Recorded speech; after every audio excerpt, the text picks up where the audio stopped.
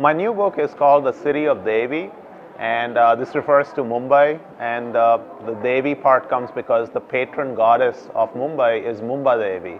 So in that sense, it is the city of Devi. And what has happened is that there's a war going on between India and Pakistan. Pakistan has threatened to launch a nuclear attack on October 19th. That's doomsday. And this woman, her name is Sarita, she is searching for her husband, Karun, who has vanished about 14 days ago. And she has to make her way through this city that has actually been divided into Hindu and Muslim sections and try and find her husband. He's somewhere in the north of the city. And then there are several other plot elements that come along with it. One of the things is that there is a movie called Super Devi, and this has been a big hit all over the world. It's a combination of Slumdog Millionaire and Superman, and it's about this young girl from the Bombay slums, and she is able to assume avatars of Devi to help fight crime and save the world. So this has been very successful as a movie, but it's also been used by religious fanatics to get people, especially in rural areas, all hyped up about security issues and religious issues, and it's actually created a lot of communal tensions.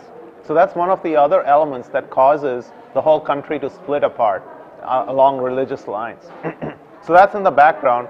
When Sarita launches her search, there's also one other character that's a mystery character, and his name is Jazz, and he's gay, he's Muslim, and he looks at the city as a way to find action, find partners. He's also searching for his lover, and what the book does is it shows how these people, how these two searches sort of intertwine. The idea actually began way back in September of 2000. That's when I actually wrote the first passage, in fact the first chapter that you will read in the book. And I always had this idea that, if the world is going to end, what are you going to spend your last 10 days doing? These people are completely desperate. They think that, okay, in 10 days you might not have anything left. So what they really start to do is really think about what really matters the most to people, and so they start looking for the people that they love. So that's certainly one idea that was one of the main ideas. But more than that, I wanted to write a book that would really concentrate on pacing. I want to have something that's a page turner. You don't know what's going to happen next. There are all these twists and turns. You don't know what these characters really are hiding. They're all different things, and there are other ingredients too, and bringing them all together was very interesting because there are so many different strands. The city is almost a character. In fact, I've written two other books too, The Death of Vishnu and The Age of Shiva, and if you look at all three books together, it's almost like the present the present part of Bombay, the past, and the future. So this is the future part. And what was very interesting is looking at the geography of Bombay. If you think about Bombay, it's one long straight line almost. So this search starts at the bottom and goes linearly up, and that was perfect in terms of creating linear motion in the book, creating suspense and pacing. It does, most of it does, not everything obviously. One of the things that did change in this period is that the Bandra sea link went up. And so that plays a very crucial role in the book. And it was only when I started thinking about that that I thought, oh, this is the perfect plot element. So that went in. I also wasn't so familiar with the changes. So what I did was I actually walked the entire distance. So I took a train for a short period, but then I walked through Mahim and all the way up to Juhu Beach and then beyond to Mud Island almost. So just to see what things were there. Now the tough part, of course, is anytime you write about the future, how do you write it? Like if I give you a date, then when that date comes, if I say that it's 2014, well, in 2014 you'll tell me none of this came true. So that was also a challenge, just to leave everything a little vague. So this story can happen today, it can happen tomorrow, or it can happen 5 years from now. Well, it's not irreverent in that sense. I'm taking a dig at everything. So first of all, for an author, nothing should be sacred. And in fact, one of the characters, Jazz, he's my favorite character because He doesn't, there's no sacred cows for him. He's ready to slash at anything. In terms of religion, I think that everything that I've really written about actually has even come true since I've written it.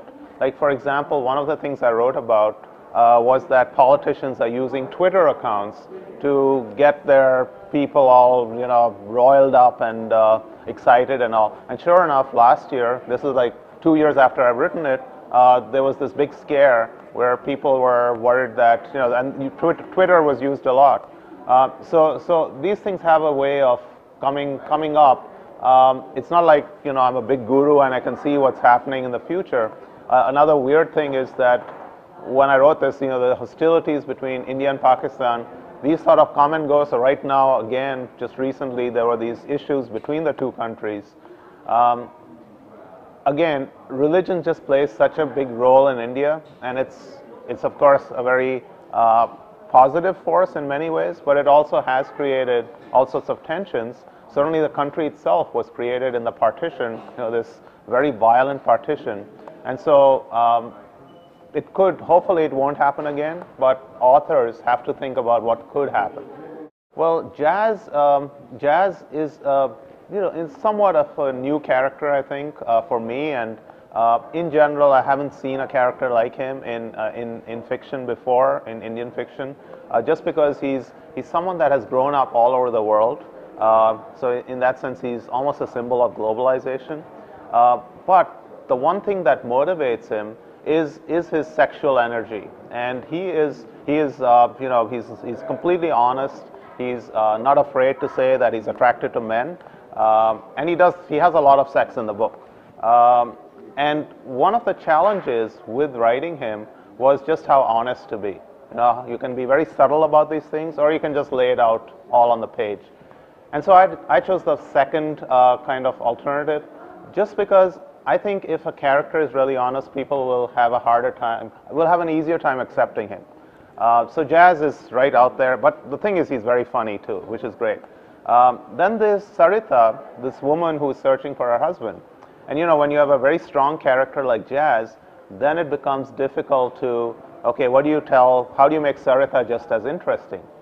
And that took a lot of work. I had to keep bringing her up and making sure that she had enough lines, she has enough of energy in her character.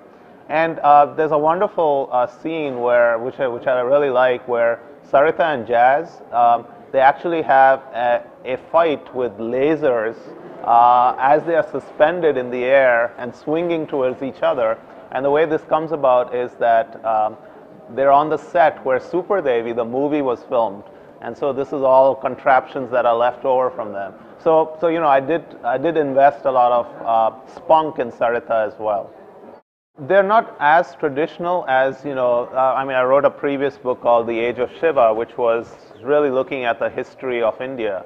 So in that sense, there were many more traditional characters. Sarita is a very modern woman in many ways. Her sister is even more so.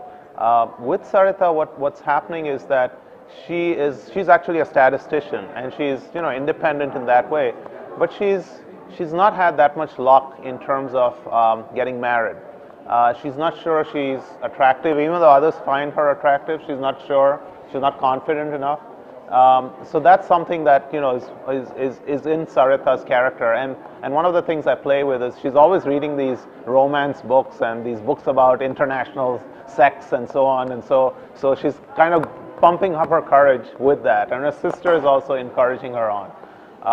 And Karun, he's the sort of third character in this trio, and he's a physicist. He's a very quiet character in many ways. He's almost someone that you really have to peel away all the layers to really find out what's in his heart. So if you're reading the book, you'll find that he's always a little hard to fathom, and it's only towards the end of the book that you really see what he's about. So that's kind of a development that I had to really pace out. And just like even Sarita doesn't know what all goes on in Karun's mind. They grew, they changed, they did all sorts of things. Like Jazz, for instance, when I first wrote him, he was an American character. And in fact, a lot of the book actually took place in America. And all that had to go. I mean, he wasn't as successful, he wasn't as lively a character. So he really changed a lot. And then the whole idea of Super Devi and so on, that only came in the last, that came towards the end. So I knew the sort of basic structure. I didn't know that Jazz and Sarita would actually meet. So, and I had different storylines, but then, it's always a matter of tying these things together. So it was a long process. I was, of course, writing a second book at the same time, but it did take me 12 years. And in the middle, I actually had to give this book up because I thought that, I'm a mathematician too, so I thought, okay, mathematically, I actually plotted out all the possible plot lines, and I found that none of them work. So I thought, okay, mathematically, I've proven that this book cannot be written. And then when I thought about it some more, what really came out was the fact that I had three characters. Jazz, Sarita, and Karun. And I've been writing this trilogy about Vishnu, Shiva, and Devi, and all of it came together. There was China, India, and Pakistan, which figure politically in the book. Karun is a scientist, and he's looking at quarks, which make up, they're the building blocks of all matter. And it turns out that quarks come in 3 generations. So, this number 3 kept coming up, and finally it occurred to me, okay, I need to tie these 3 things together. And that's what really made me finish the book. Well, there is one more character. There are a couple of more characters. One is this, I mentioned this Super Devi movie. Well, there's an actual Super Devi that somehow started, making appearances in person in some beach in Mumbai, and people think that she's going to save the city. So one of the things I had to decide was whether the city was going to be saved or not. And that I didn't decide right to the end. And actually I wrote 2 different endings. And so the one that I actually chose is the one that I decided to go with finally.